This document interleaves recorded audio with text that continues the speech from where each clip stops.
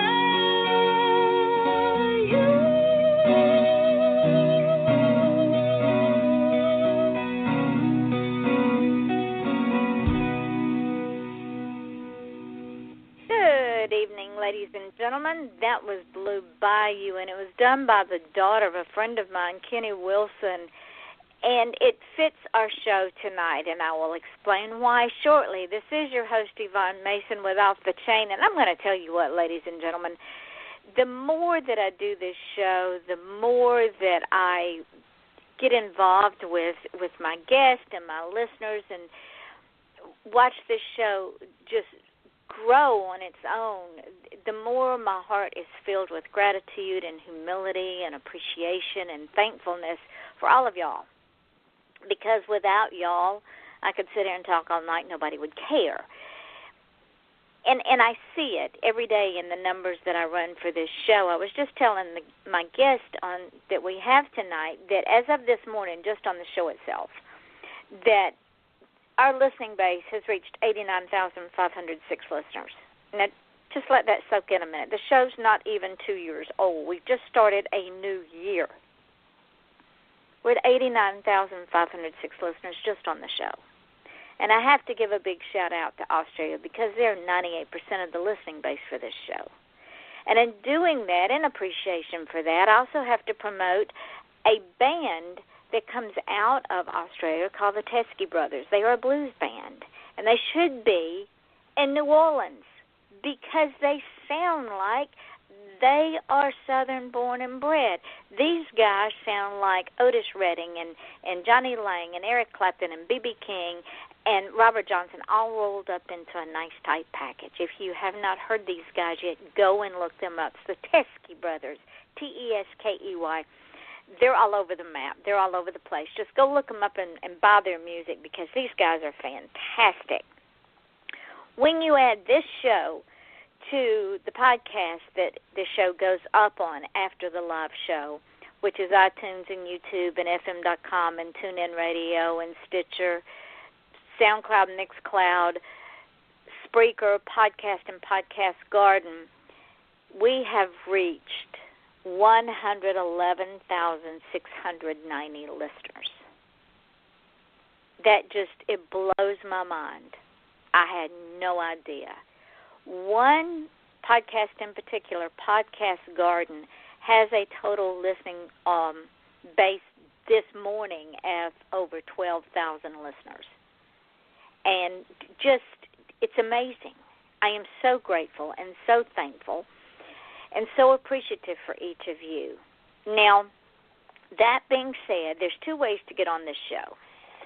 You can contact me at offthechainradio@yahoo.com or on my Facebook page. You can contact me at my Facebook page, Off the Chain, or you can contact me on my regular Facebook page and tell me you want to be on the show. Or you can contact some of your friends who are friends of mine and get hooked up with me that way.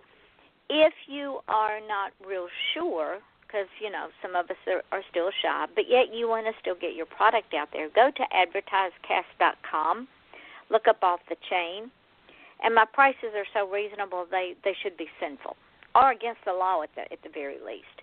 And I will run your ad for a month. From the day I get the ad until 30 days hence, no matter how many shows I have in that month, I will run your ad. Case in point, Miss Cece Chamberlain contacted me, and she has a podcast. It's called Inside Your Life with Cece.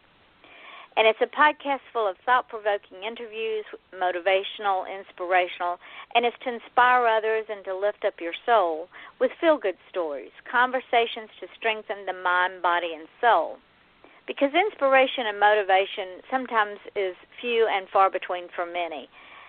However, Inside Your Life with Cece is a glimmer of hope in a world of confusion and discouraging times, and sometimes just tough days. Sometimes it's just hard to get up.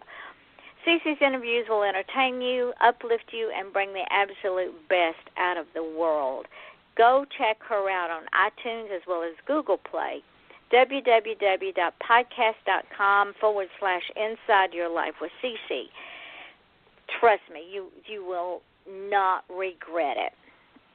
Now, that being said, I have brought back one of my favorite people in the world. She is so much fun to talk to, and I found some little nuggets, as I am prone to do, that we didn't talk about last time. There was a lot we didn't talk about, but I found these this time, and I can't wait to talk to her about it. Author Ellen Byron, she wrote Body on the Bayou. It's the second book in her Cajun Country Mystery series, which recently won the Left Coast Crime Lefty Award for Best Humorous Mystery and is nominated for an Agatha Award in the category of Best Contemporary Novels. Ellen's debut novel in the series, Plantation Shutters, was nominated for Agatha, Lefty, and Daphne Awards and made the USA Today bestseller list. Book 3, A Cajun Christmas Killing, launched in October of last year. She's written over 200 national magazine articles, published plays, including the award-winning Graceland. She has TV credits, which include Wings and Just Shoot Me, Fairly Odd Parents, and Pilots. Ellen, thank you for joining us again. I'm so excited. Oh, thank you so much for having me. I'm thrilled to be here. We didn't touch half of the things that I wanted to talk about last time, like the TV series. And, ladies and gentlemen, this woman knows Martha Stewart. I saw that and I said, oh, we have to talk about Ellen and Miss Martha. How in the world did you hook up with her? Well, it was right after college, and I was kind of transitioning from, wanting to act to writing. And I met, I forgot, God, I can't even remember the name of an actor I met who said, I'm working with this caterer, Martha Stewart, and she does all these parties, and she's always looking for catering help. So, like a cater waiter, basically, you work in the kitchen and help prepare all the food, and then you go out there and pass it around, or you work a station at one of her parties. And I thought, oh, that sounds great. So I got in touch somehow, and I was hired. And I remember, I'll never forget the first time I met her. I took the train I was living in Manhattan because I'm originally from New York, and I had moved into the city. And I took the train from the city up to Westport, Connecticut, and I guess I took a cab to her house, that famous Turkey Hill house, which was her house. That's where she lived, and that's how she lived. None of that was manufactured. It was all the real deal for Martha. And I remember I went into her house, and off to the right was the living room, and this was a house that dated back to, I think, either the early 1800s or the late 1700s. It was a beautiful old house, just impeccably, just perfectly done with antiques. It was just everything you would imagine. And Martha was assembling a 3-foot high, or bigger, I would say, even a 4-foot high gingerbread townhouse with a creme brulee blowtorch. That was my introduction. And then, I think it was for at least a year or two. I did jobs, whenever there were weekends and stuff, and there were parties and weddings and bar mitzvahs even. I think I worked the first bar mitzvah she ever did. All different anniversary parties. It was mostly, I think, also events. For example, we did a bunch of stuff. I think she was kind of like the in-house caterer for the Cooper Hewitt Museum on Fifth Avenue. So, and all different kinds of parties. So then there were people taking pictures the time I was working with her, and I didn't really pay attention. And then in the early 80s, the book Entertaining came out. And her first book, that literally was a huge bestseller and put her on the map. And there I am, I'm standing next to her in the kitchen of the Cooper Hewitt in a group shot,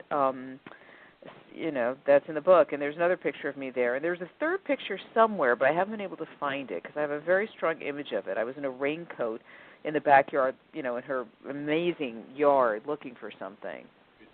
Yeah. That is just. Can you imagine being around a woman who is so talented in the kitchen and created such beautiful artwork with food? Yeah, she really was that was Martha. I'm sure, she got so huge that there were, I can only talk about my experience with her. I really can't speak to anyone else's. My experience is she worked harder than anyone. She didn't really seem to sleep very much at all. She was always working. And she that kitchen that's in the book is her kitchen. Where you see that stuff, that backyard was her backyard. This was, especially in the beginning for the book Entertaining, it was all shot at the parties we worked at her home. where we did a lot of the prep work if it was a Connecticut event, or event we could drive to or get, funneled to or to somehow. When you were talking about a townhouse gingerbread house being put together with a creme brulee flamethrower, the visual is just unreal. Yeah. Huge. Yeah, and it was, I guess, maybe it was 3 feet tall. It was probably 3 feet, not 4 feet. But even so, but it's in her book. If you look at entertaining, there's a picture, there are the directions on how to make this gingerbread townhouse. Not just like a gingerbread house. And it was like melted, candy to make the windows. It was just extraordinary. So, wow. And I was very fond of Martha. In fact, I 8 years later or something after I worked for her, I was doing my first job column for Glamour magazine in the early 90s, and I interviewed her. I got on the phone with her, and we had a great, we caught up, and she told me about, what happened to some of the people we had worked with during that time, and unfortunately, sadly, it was the 80s in New York, and so a lot of, the gay guys had passed away from AIDS, but Martha knew that. She would say, oh, so-and-so, and she was huge then. It wasn't stuff she necessarily needed to know, but she did. And so, I actually would love to see her again and catch up, but, I don't even know how to make that happen. So, because I love her, I'd like her to happen. Yeah, I'd like her to know, that she kind of inspired me, because I'm not a cook by nature, and all my books have recipes. And part of that is because I think, well, if, Martha could do it, I could do it. And let's see, is there anything I can take that I learned from Martha that I can use here in creating a recipe? So, I'd love to tell her and share some with her and, just catch up. And I actually knew some of her family, too, who sadly, her younger sister, Laura, I, knew the guy she met and eventually married. And then he passed away very young of cancer and left her a widow with 2 kids. Young, like he was like 30 or something, or early 30s. And then she remarried, and we'd lost touch by then. And then her brother, Martha's brother George, who I worked his wedding, and but now I read that he just passed away. And these people, they were young. They were younger than Martha. So and she was very, and she was very close to her family, and they all worked. Most of them, I think of her brothers and sisters, worked for her. So, wow. Yeah, she was very loyal to them. That is amazing. And to think, see, ladies and gentlemen, this is what people don't understand is no matter where you go, who you talk to, where you're seeing or what you do, you're touched by that experience. You leave a piece of yourself and you bring a piece of that other person with you. Just amazing. I am so proud of you for having that experience with her. I'm so glad I did. It was never anything. To me, when you're doing it, it's like, okay, well, I'm just working at these.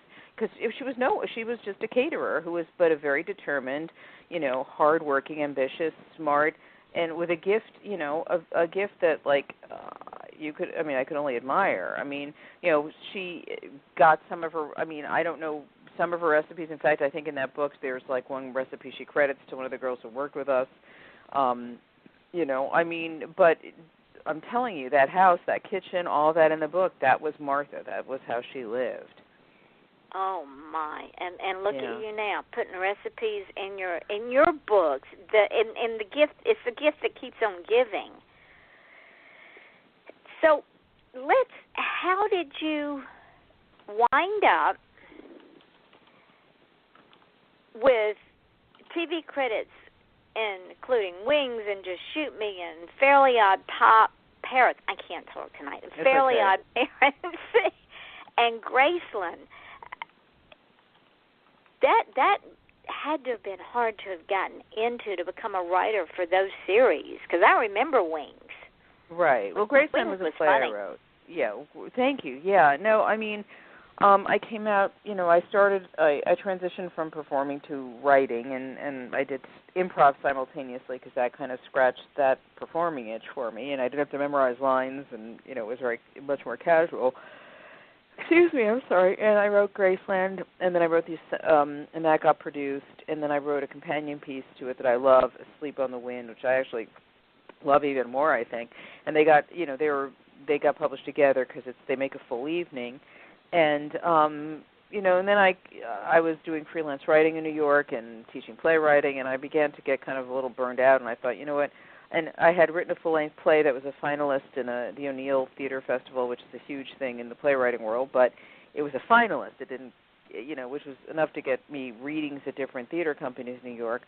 But it was like I'd get a reading, and then I'd get notes, and a reading and notes. And I finally remember, I was sitting there getting notes from yet another reading at Circle Rep, which is a very prestigious off-Broadway house at the time, the home of Lanford Wilson's plays. And I just remember thinking, if I'm going to have to take all these notes, someone should be paying me to do it. And I thought I need to move into television. And unfortunately, that required hold on a sec. Hold on. Unfortunately, that required leaving New York, which I loved and was my hometown, and moving to California because that's where the work was at the time. So I had to make the move, and then it took a couple of years to break in. I was teaching sitcom. I was teaching playwriting at UCLA Writers Extension Program, and I got a free class with every semester I taught. So I was taking sitcom classes, and I met a woman, and we had a very similar sensibility. We were in an advanced writing lab, and we kind of started working together and thought, well, let's try to go out as a team. And I don't share her name because it's not her journey, so it's right. I don't. So we started getting, at the time, everybody said, let's get some women.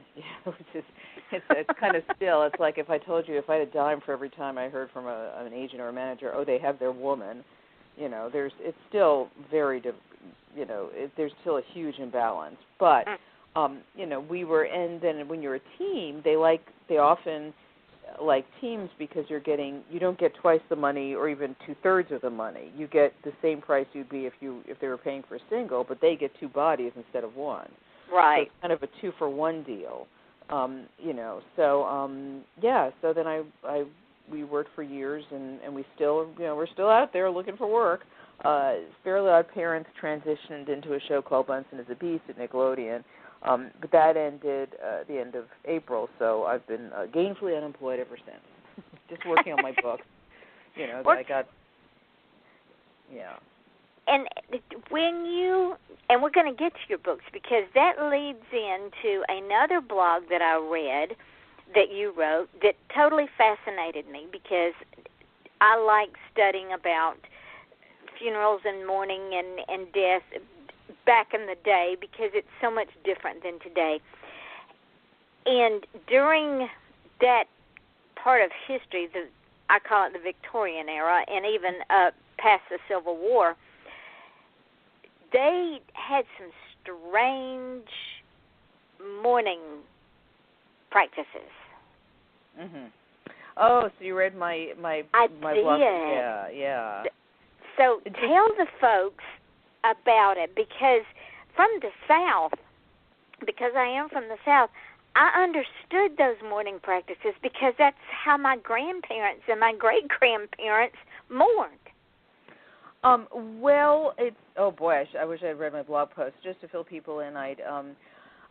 St. Joseph Plantation is a plantation on the River Road in Louisiana, about an hour, 45 minutes or an hour north of New Orleans, and it's a beautiful place. And they, around Halloween, they do what they call a Creole mourning tour, where they have reenactors who act out the parts of some fictional people and then some people who actually were alive at the time, and they recreate an 1850s like a family mourning the passing of doctor, I forgot what his name was, a doctor who's passed. And it's a fabulous. I just love doing it because it's a living history tour. You're welcomed by the priest, quote unquote, and then you meet other. You're taken upstairs by one of the mourning widows, and as they're giving you the tour, and they're showing you like where the mirror has been covered with black, and that's not just because it's that mourning. It's to keep the spirit. It's so the spirits don't suck your soul in, because it's. I mean, there are a lot of superstitions attached to the whole thing, and then they had written down there are very strict rules, especially for women, of course, about what they could and couldn't wear, and in mourning. Excuse me, I keep yawning because I talk too fast and I don't breathe enough. But it's not exhaustion; it's bad breathing habits. But for example, I think the first year, widows could only wear flat black, and then after that they can graduate to black that has a sheen to it, and then after that, 6 months or a year later, and then eventually they can go to gray and then to violet. And I think a lot of these widows probably expired themselves before they even got to violet. So and just little things like putting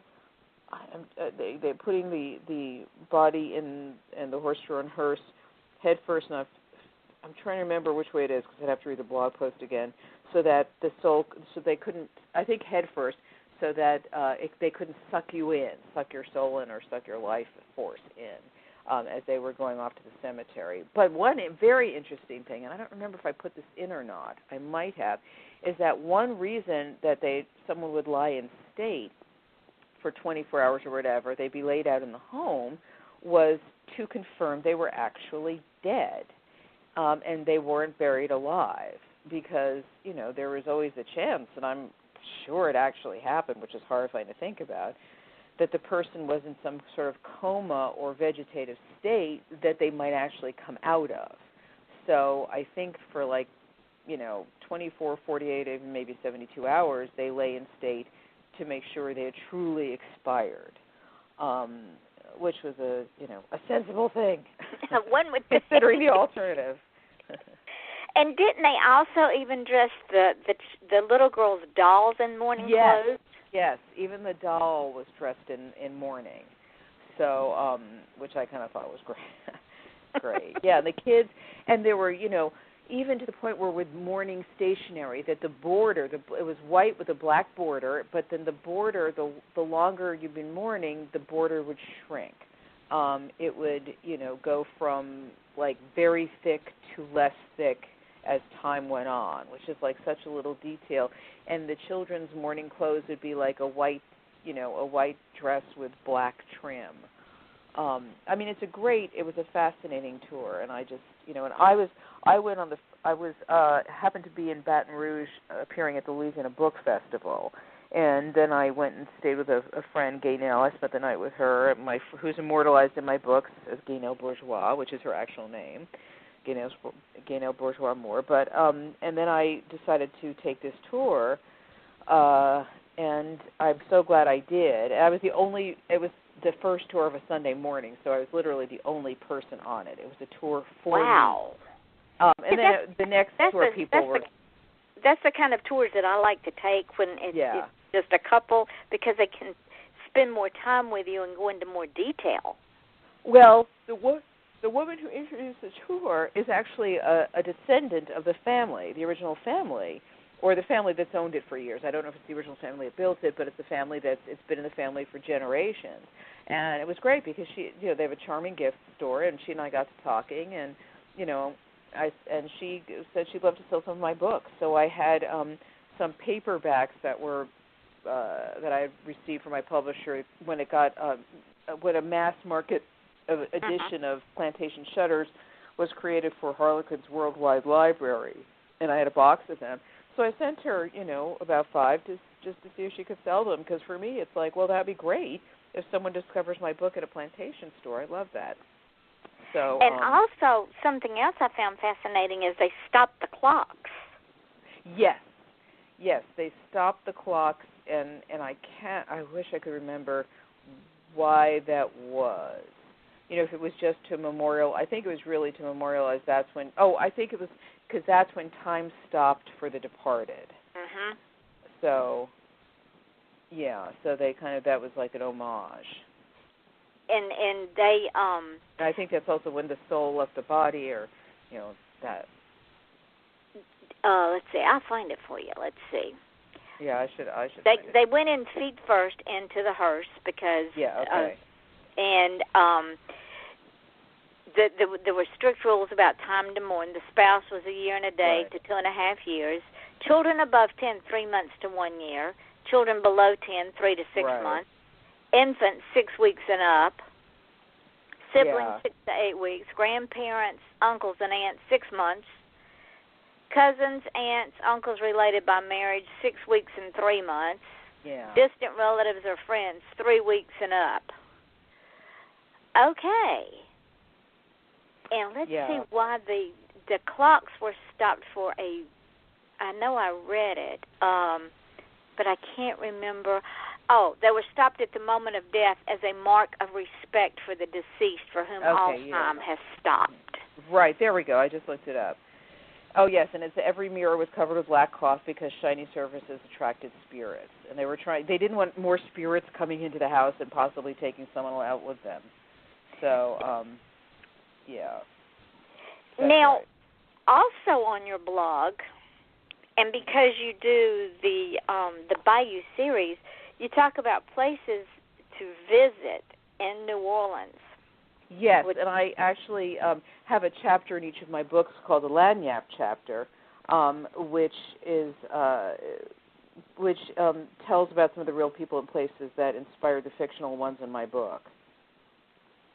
So, ladies and gentlemen, no, y'all can't go now. You got to wait, because she's going to talk about Body on the Bayou and the first one in this series, Plantation Shutters.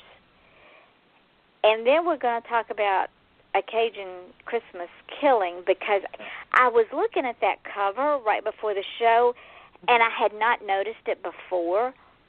But you have skeleton heads as part of the decorations on that Christmas tree, and I loved it. Oh, well, that was actually my agent's idea, because when the cover came in, it was beautiful, but we needed something that, an element of suspense to it. And I was hoping to put like a bonfire on fire in the background, because the whole story of the book revolves around a very unique tradition in this part of Louisiana called bonfires on the levee. And what they do is they built these giant bonfires. Most of them are, teepee shaped, but they do them in all different shapes. When we actually got to go experience this, because I really felt, this is something I need to experience if I'm going to write about it. So we went and spent Christmas in 2015 in the area and got to go to a private party right across from the levee. And I was running around. It was raining, and I was like running around. I gave all this to my character, that I was running around on the levee, and I was covered with soot and water, and had to take a big shower before going to Mass that night, Christmas Eve Mass. Oh shoot! I forgot my train of thought. We're talking about the bonfires in the cover and the skeletons. Oh, the skeletons. And then the publisher was concerned that people would not know what that was, which I understood, but I figured they'd find out eventually. But anyway, so my agent actually came up with the idea, well, what if there's something ominous, some kind of ominous ornaments on the tree, like murder weapons? And so, the designer went with that, and the book cover illustrator, who's fantastic and just does a beautiful job, Stephen Gardner, went with that, and it's great because it is that little touch. It's like, oh, this is all Theo, but what is that? Oh, well, there's something else there. Exactly. So I just love that. Well, I had not noticed it before, and I'm sitting there looking at it. I said, no, she didn't, and then I said, yes, she did. Yeah. Just because it's so cute. I mean, I really feel that like a mystery cover should have some element of suspense on it, even with a cozy. Some of them don't. I mean, I have a stack of books by people I know that I'm looking at just, to keep up with what people are doing, and some of them don't have an element of suspense. But for me, I like it, because I think it draws people in. Well, it did me. Oh, that's great. I'm glad to hear that. I'm going, my word, I got to go check this out. But I got to go back and read the first two first. I know you can read them, as standalones, but they're more interesting if you read them in sequence. And since we're talking about that, tell the folks who may have been hiding under the rock the first time you were on the show about Plantation Shutters and then Body on the Bayou and then A Cajun Christmas Killing, because, ladies and gentlemen, even though I haven't read these books yet, they're on my to-do list, because these are great books, I'm telling you. So tell the folks about Plantation Shutters and then Body on the Bayou. Well, Plantation Shutters, my protagonist is a woman named Maggie, short for Magnolia Crozat, who's 32, and she went off at, when she was 18, she went to college in New York at, an art institute, and then met a guy and lived in Brooklyn, and they had a gallery together, and but he wouldn't commit to her, he wouldn't commit to marrying, so she gave him 6 months to commit, and during that time he met and married someone else. So she's returned to Louisiana kind of to lick her wounds, and her parents and her grandmother, Grandmère, run her father's family's plantation as a bed and breakfast. So she's staying there. She's sharing a cottage on the property with her grandmother, and they're running this as a B&B. And meanwhile, she also gets a job, a part-time job working as a tour guide at a plantation that had belonged to her mother's family, but has been donated to the state, and eventually it's sold and run by a private historic, society, a nonprofit foundation. That happens in book 3. So that happens in Cajun Christmas Carol. But anyway, she gets a job as a tour guide there, and all the while she's trying to get her art career up and running. But in Plantation Shutters, which is, she hasn't been back that long, she's just getting settled, and there is 2 people die, a couple, and I don't want to reveal too much. One death was an accident, was natural causes. The other wasn't, and it happened simultaneously. So there's always the fear. It's these plantations are enormously expensive to keep up, and they're basically just getting by. So in order to protect the family business, it behooves her, because also the local police chief carries a century-and-a-half-old grudge against the Crozat family, because his name is Rufus Durand, is because one of his antecedents was engaged to one of Maggie's and cheated on her, and she broke it off, and the legend is that she cursed the family's relationships, and Rufus has had terrible relationships, so he blames the family. So he doesn't really want to help them solve any murder. In fact, he's happy to see them struggle and suffer. But then his very handsome detective cousin comes to town, and he moves to town. And Maggie, at first, of course, thinks he's in it with Rufus, so she doesn't like him. And he's got a 7-year-old son who's on the spectrum and has a condition called selective mutism. And that's something that I saw. I've seen, friends' kids and kids I've seen have had it. So, but eventually she realizes that Beau, this guy, he's a good guy, and she becomes very fond of his son, who turns out to be enormously talented artistically. So there's the romance element, as their relationship grows through the books, and her relationship with Beau and with his son Xander deepens. And then, of course, there's the mystery. And I think part of this comes from my experience writing for television, where, if you look at dramas and even comedies, but more so dramas, I think, there's the case of the week, but there's also the ongoing arc of the relationships between the characters. On Castle, well, they end up getting married, So that's how I write my series. That it's, there's the case of the week, and then there's also, the ongoing relationships of the people and how they grow and change. That being said, you can still, if you read the 3rd book last, you'll be caught up. I mean, there's enough to catch you up. You're not going to be like, what, who, what, hey? So I always put enough, without putting too much backstory in, there's enough, to hold your interest. If you're in the mood to read a Christmas book and you haven't read the other 2 books, then feel free to go for it. So what happens on Body on the Bayou? Body on the Bayou, she has some coworkers at Doucette, which is a plantation where she gives tours. And 2 of them become very close friends, and one of them is a giant pain in the ass, Vanessa. And she's been dating Rufus Durand, the Crozat's, basically the enemy for years. And so they're finally going to tie the knot, and she's pregnant, and he's finally going to make an honest woman out of her. And so, but she freaks out because a distant cousin is coming from Houston, and she's going to stay at Maggie's, but this woman is is a bad person. And she's the illusion. She seems like she's, butter wouldn't melt, but she's not. She's really almost a grifter type. And she's like a designer and, very, seems very, upscale, but she's really a bad person. But then then eventually what happens is she is murdered and Vanessa is the suspect. So Maggie has to Maggie has been kind of forced into being Vanessa's, maid of honor. So, and Vanessa is a bridezilla.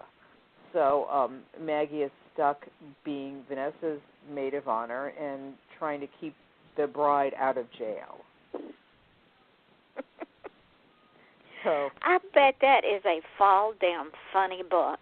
It's I have to say that's the book that won Best Humorous Mystery last year at Left Coast Crime. It won a Lefty Award for Best Humorous Mystery, and it was nominated for an Agatha for Best Contemporary Novel.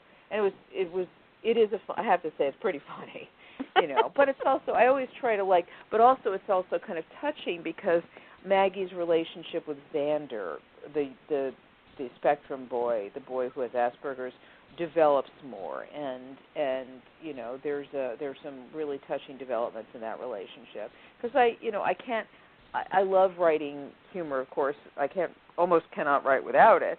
But I really like to bring other elements, to try to deepen it, so it's not just a slick, fast read.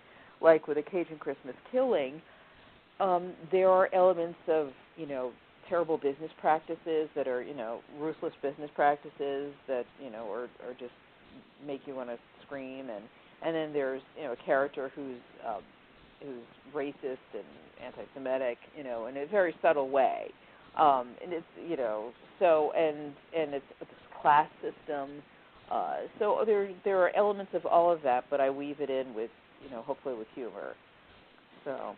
Well, just from listening to you talk about these wonderful books, when you were talking about Vanessa and Maggie, and Vanessa being the bridezilla, and Maggie trying to wear all these different hats and trying to keep Vanessa calm and out of jail, right. And right. The visual in my head just flew by, and I'm chuckling to myself because I see these two women, polar opposites, and trying to make the best of a bad situation. I mean, not only is she getting married, but she's pregnant as well, so you've got the hormone right. thing going on yes, as well. exactly. And there's a big twist at the end of the book that I won't reveal because it's. Oh, please don't know. But the visual is just, I can see it. It is so clear in my head. Now I know I have to read the books. Oh, great. Because I got to see if the women are as I picture them in my mind. Oh, yeah, I hope they are. I bet they are. I guarantee you they are. That is just too funny. No, ladies and gentlemen, y'all cannot go now because we are not done talking, because Miss Ellen is working on something that is very interesting. I think the last time you and I talked, I think we touched on this, did we not? I'm not sure.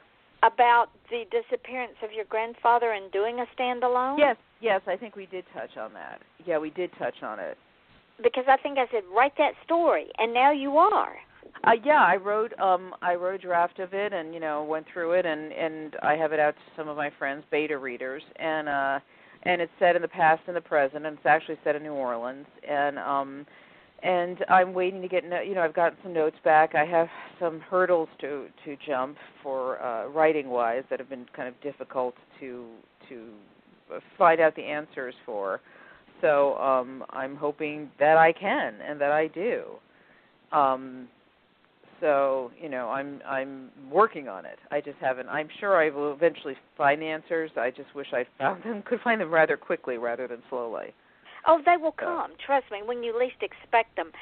So tell the audience, whet their appetites a little bit, because that conversation is coming back to me now in how it intrigued me when you were on the show the first time, and how it would make such a wonderful story. Well, my grandfather was a low-level mobster, a Jewish mobster, and he very low-level, and he disappeared in 1933. And so, we don't know if he was done in, which was indicated to my grandmother by some of his gangster pals, or if he disappeared and went off to start a new life. And I actually recently had my DNA done with Ancestry.com to see if any relatives, unknown relatives, popped up. And ironically, a second cousin on the Italian side has appeared, but no one on the other side. So, and I'm trying to figure out how to, I signed up for the international database, and I'm trying to figure out how to access that, because if he did go somewhere, it was most likely to Canada. So I haven't figured that out yet. And unfortunately, the cousin who I didn't know existed on the Italian side, who I've tried to reach out to, has not gotten back to me, because I'd love to find out how we're related. So, I'm really not sure how the whole ancestry thing works, because I seem to have a trillion third and fourth cousins. But if this, because he was my birth grandfather, I believe that any relative would have to, anyone who was, if he got married again and sired other children, they would be a much closer match, like a second cousin to me. So, and it will pop up. I had mine done a couple of years ago, and answers that I've been looking for a very long time are now being answered. So that's interesting. They pop up at the strangest times. Yeah. Did they really? That's interesting. Yeah. So if you're one of these days, you're gonna get a ping, and you're gonna go, "Who is that?" And you're gonna go in there and go, "Oh my goodness, that's the answer I've been looking for." Well, yeah. I mean, or I've really come to think that he probably was, killed. And because I only found out that recently, that when my grandmother went to look for him, that these gangster pals told her she'd be lucky if he wasn't at the bottom of the river. So, which leads me to believe that's exactly where he ended up. Probably. He either knew too much or told too much. Exactly. Or tried too hard, tried to impress people and failed at it. So. And in the 1930s, that was the heyday of the mob coming into fruition from other countries, especially. I mean, they were all vying for a seat at the table, and they didn't care who they killed to get that seat. Well, really, what put the mob on the map in America was, Prohibition. It started because I've done some research, and there were gangs and illegal gangs and in general that weren't necessarily Italian. In the 1800s, Gangs of New York is famous, for detailing that story, and then I think at the turn of the century, the late 1800s, the Italian mob started to kind of foment or be created here. But really, Prohibition is what really gave it its wings. Yes. So. And my father, who was from the North Georgia area, he was born and raised in Rome, Georgia. At 14 years old, during Prohibition, he was running whiskey. He was running shine as well as taxed whiskey, but he had to come to Atlanta to get it. And he said if he hadn't gone in the Navy, he'd have wound up dead. Well, yeah, and it's all over the country. I mean, it's all over the over the country, because the Prohibition was just in America. So it's almost hard to meet someone whose family, whose ancestors weren't doing it. So made good money at it too, and even sold it to the sheriff. Sold and sold the good stuff to the sheriff. Yeah, exactly. So. But yeah, I really believe that this story is going to be an amazing story, and some of the answers, maybe not all of them, because he could be at the bottom of the East River or the Hudson River. But that being said, you're going to hook up with family that knows stories. Because because honestly, no one in my family really talked about it, and I tried to get information growing up, and people were, very closed-mouthed because it was a terrible stain on the family, and his surviving siblings refused to talk about it. And my dad, I don't think he ever. I think I heard him say the words "my father" once in his entire life. So it's hard to get any. And of course now all those people are gone. The people who actually knew things have passed away. Because.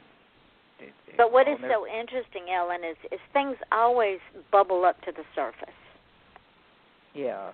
I found that out in doing family history. The secrets they try so hard to keep secret always bubble up to the surface. Well, it'll have to bubble up to the surface. Yeah, I mean, the only way I can really do it now is because I've checked with any relatives who are remotely around, closer to that time, and they're the last of them is in his late 90s. He didn't know anything. He had married into the family, so it would have to, I think, really be through ancestry.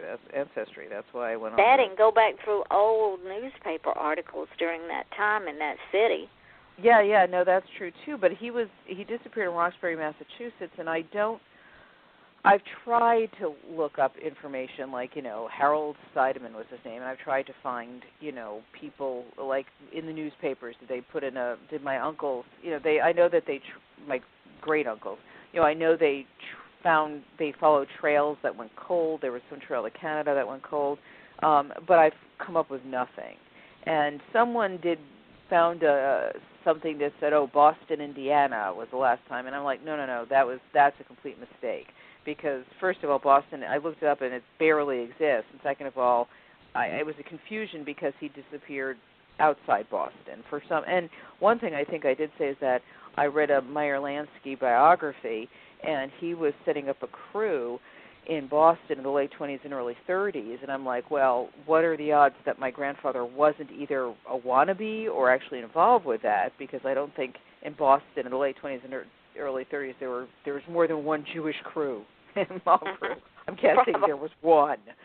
So, Well, the answers will come. I hope. I certainly hope so. I would say 99% of them will come, because once you find that little thread, it just takes you throughout the whole tapestry. Oh. And think about it. It might not even be a family member that the story has been handed down to. It could be a family friend down through the ages. Mhm. Could be anybody. Yeah, I know. I love that. It's so exciting. I can't wait to get you on here again and you say, fine, guess what we found? Well, I'd love to that you get me on here again and I say, hey, my book's coming out. Exactly. Nice. Yeah. Well, you're coming back. You're a regular on the show because there's so many interesting things we can talk about. Yeah. That, again, we haven't even touched on the places in New Orleans that we both enjoy. And it's getting time for Mardi Gras.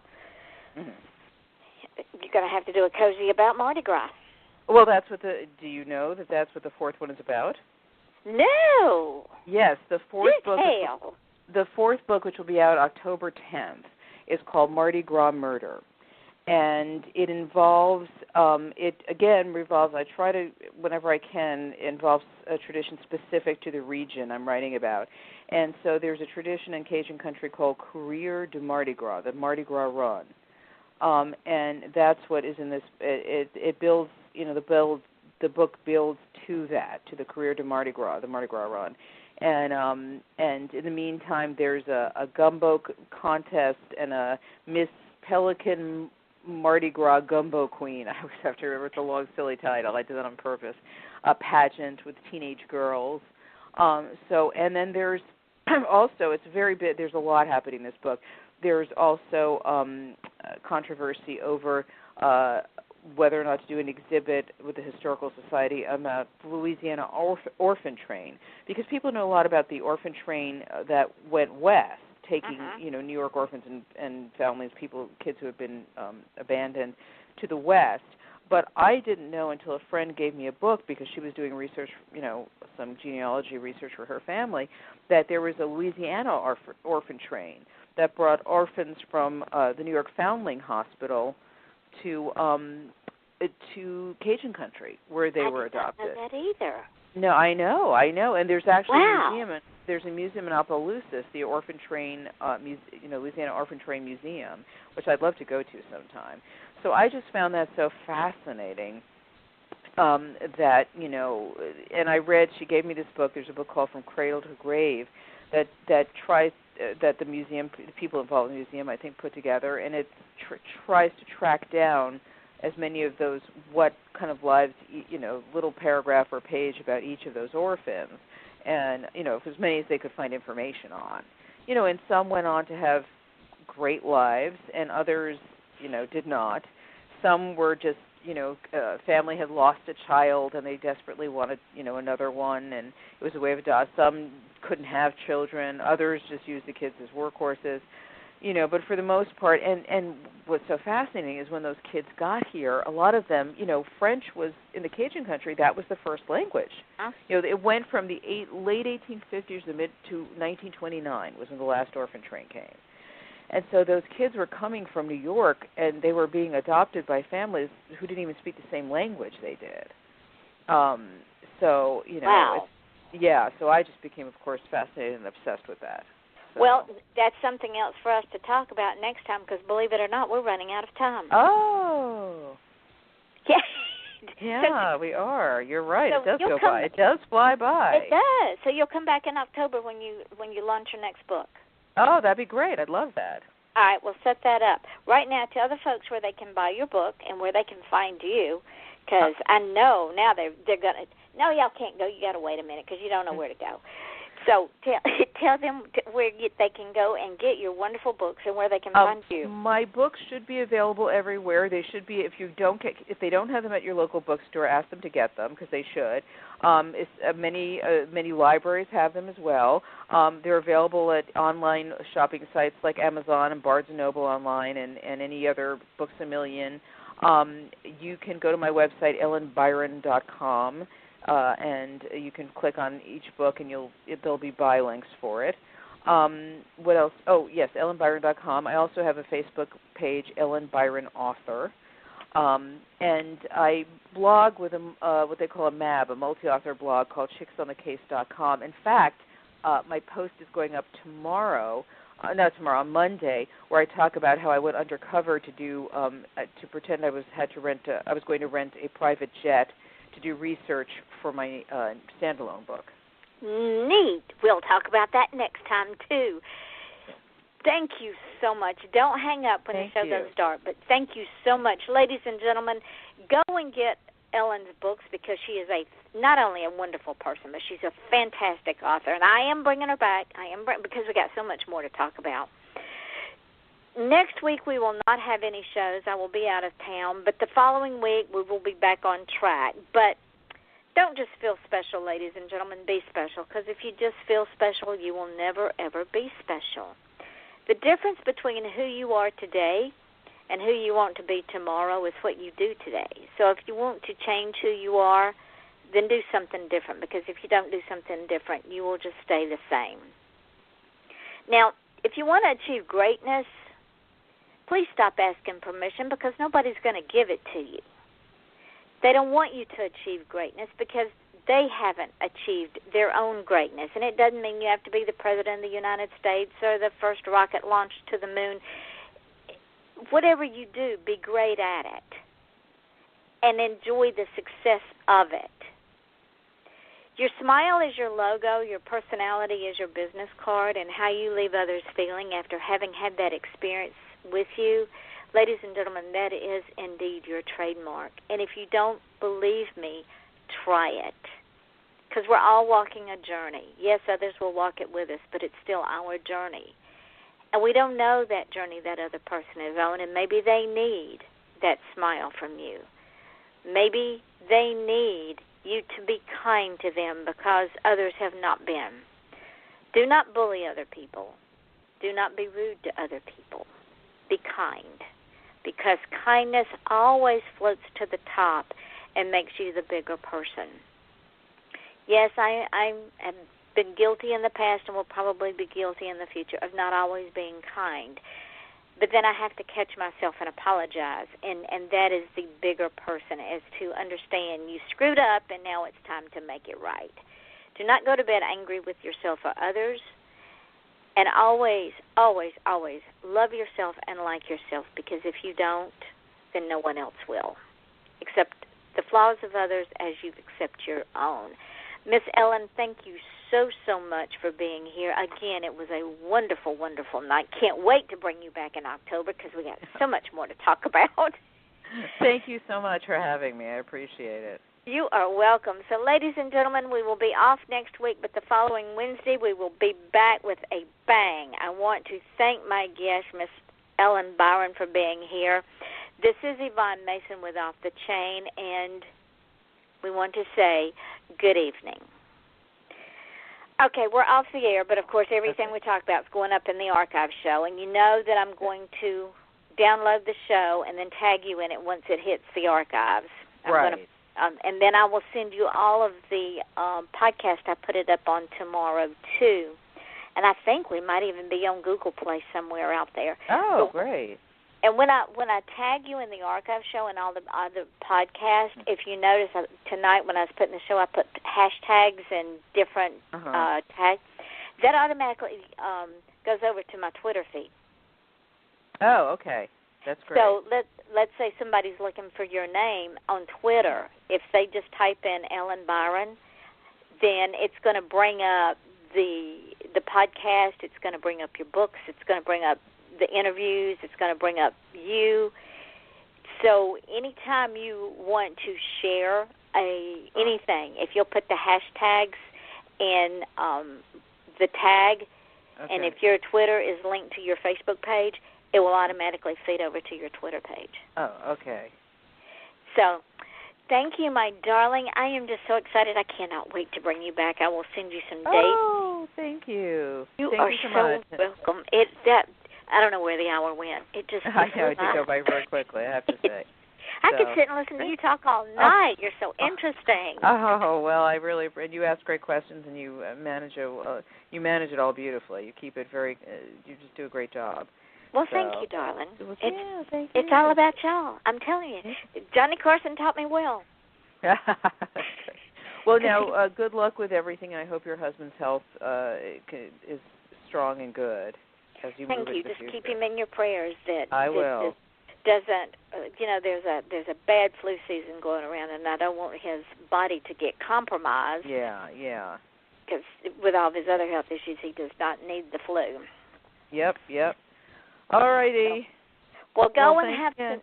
You are welcome. Go and enjoy your evening, and I will send you some dates in October, and we will pick this up again. Fantastic. Okay, Thank take you, care. Bye, Yvonne. Bye-bye.